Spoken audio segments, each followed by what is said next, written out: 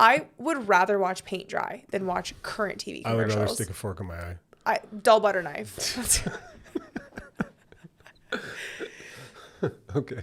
Because they're just, I actually I feel like they're made for lunatics. It annoys me for the one every 12 brands that actually invest in the commercial being like a good commercial, because I feel like the reality is like the good commercial is actually being missed if like every other commercial is just like so bad, because it makes you not want to watch commercials at all, and the people that are like watching commercials are just plugged into the metaverse. No, they're paying $1 million for a piece of crap written by a DEI committee that doesn't understand how to message. No, it's actually trying to like brainwash the populace of like, don't ask questions, don't like, you can't say that this is a bad ad because we've checked every single box, and by you criticizing the validity of this ad, you are a bad person. I don't even know if it really takes seriously their target market audience, because I could kind of think of some examples, but let's say it's Cracker Barrel, right? Like the whole ad would be East Indian and Chinese people. It's like, it was in Canada. It's for crackers. Yeah. Like it's for white, you know what I mean? But like every commercial, it's like, okay, we got a black father, we got a white mother, and then we got an East Indian. Like it's just a cornucopia of diversity, which is fine, but it's not reflective of what society really is or what your target market is. And you're just distracted by all of the social virtue signaling messages that are getting in the way of the product or the message. They're trying to put political, it's hard to hear this as like a snapshot without us like being able to play the array of commercials. There's a gap from like what we're seeing versus what we're saying. This is all over people are like, I cannot watch a TV commercial without being inundated with multiracial families. But the Canadian commercials are worse. Like they're worse from a perspective. Not than England and Scotland, disastrous right now. But they're worse from the perspective of the commercial has nothing to do with the brand. Mm-hmm. That's where the criticism is. The criticism isn't in, we have a very multicultural country. Yeah. We're very celebratory of, we call them new Canadians. We don't call them immigrants. This is not everyone needs to look the exact same and be white. Mm-hmm. It's that where advertising is going is truly virtue signaling and has nothing to do with the brand, which is ruining brands. And it's what's also showing you why these big agencies are useless, because they're just trying to exercise their political correctness, not what's most important for the brand. For example, there's this commercial right now being aired for TikTok. We should find out who did that commercial. It's for TikTok Canada. Yeah. And it's two large individuals who I have no idea what they do for TikTok. And it's this like podcast of them talking about how amazing TikTok is. It's made by Canadians. It's run by Canadians. It's for Canadians. Like TikTok is a app made in China by, effectively by the state run by the Chinese government. It is in a massive contention right now with the U.S. government because it's been proven to be spying on people's phones. And the ad that they're running is that it's by Canadians for Canadians. And it's a Canadian, I think this is where it gets nefarious, because what TikTok is best at is its AI algorithms know how to kind of trap the human mind in distraction. And that's a very good quote that I think I'm going to use again. So the AI algorithm is trapping human minds in distraction, and I think it's resulting in humans being unintellectualized. They can't really analyze any issues. And then so you run a commercial with two people who look like they may have been fired from Starbucks for being too woke. Do you know what I mean? And then telling... You're not wrong. No, and then telling people that TikTok is made by Canadians for Canadians. It's like the power of virtue signaling, kind of doing what you're told from a social engineering signaling perspective, overrides like our critical thinking to say, well, wait a second, what's going on here? First of all, it's not Canadian. Second of all, why are these people talking to me about TikTok? No, but it's also just like, what's the so what, right? Like if you're trying to connect with business owners to get onto TikTok, there's an entirely different strategy, message, and position for that ad. The point being is Canada tends to be more behind than the United States for like adopting technology, adopting trends. And there's a lot of business owners that could really benefit from from going on to TikTok. We also don't have a lot of the features and such that the US TikTok, but it doesn't matter. Like they need to see the numbers to roll out the investment in the programs.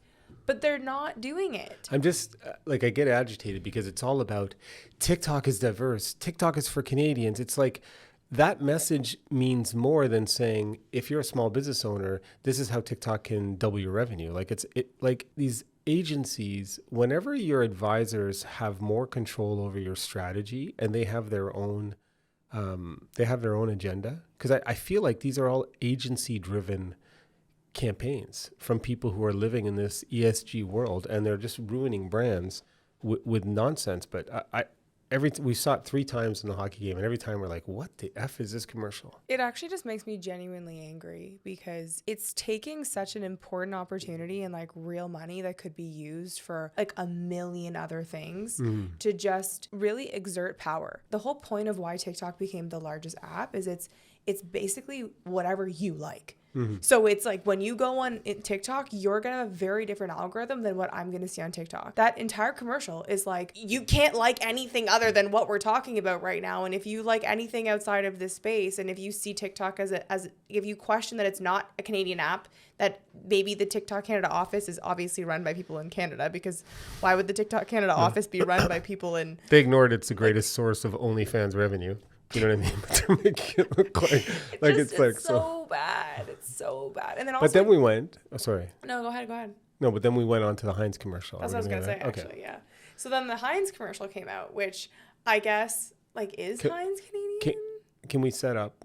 No, Heinz is not Canadian. No, it's not. No. But Heinz has plants here. But let's set up, because I think we had both read a book, and we're in love with the Heinz ad. There's a famous Heinz ad. It was in the Ogilvy book. Yeah, we'll put it up. Ogilvy is the G of original agencies. They've gone woke. But this ad is so fantastic at making the audience fill in the missing detail in a powerful way. Yeah.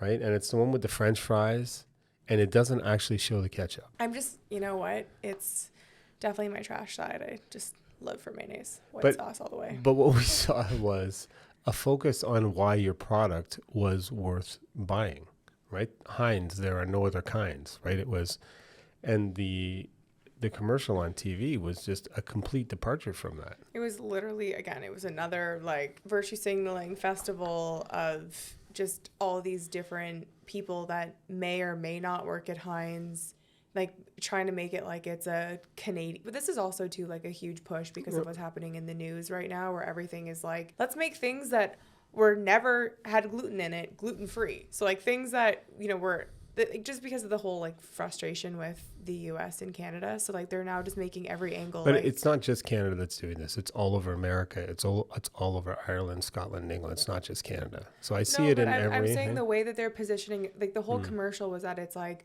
they're grown in Petrolia, Ontario, the tomatoes, and like the people that they like go to barbecues on the weekend, and she shows people that she filled that bottle because she works at the factory plant, and it like... So I think what it's reflecting is a movement away from the product and why the product is amazing to, hey, look at how virtuous we are.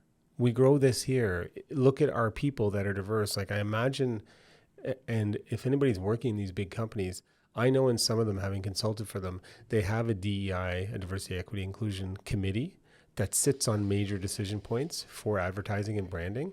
And they're having a disproportionate effect on how they're building a brand.